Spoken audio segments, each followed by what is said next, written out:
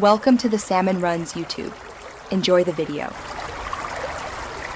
You'll start by verifying compatibility and gathering what the carrier gave you. This saves back and forth later. On your iPhone, make sure iOS is current and you're on Wi-Fi because activation often needs internet.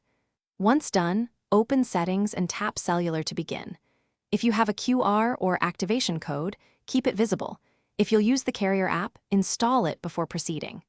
These first steps set a clean environment so activation runs smoothly. Now you perform the installation. Go to Settings, Cellular, add Cellular Plan and either scan the carrier QR code or choose the carrier app option. If the QR won't scan, tap Enter Details manually and type the activation code. You do this because some networks require precise ID.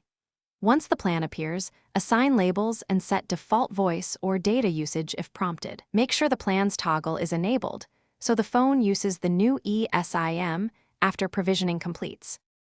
Finish by confirming the ESIM shows active in settings and restart your iPhone to finalize provisioning.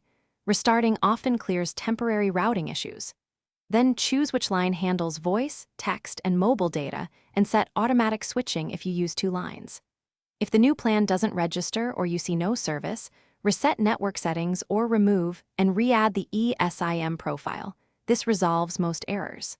If problems persist, contact your carrier with your device ICSID and activation details. Thanks for watching. Consider subscribing if we helped you.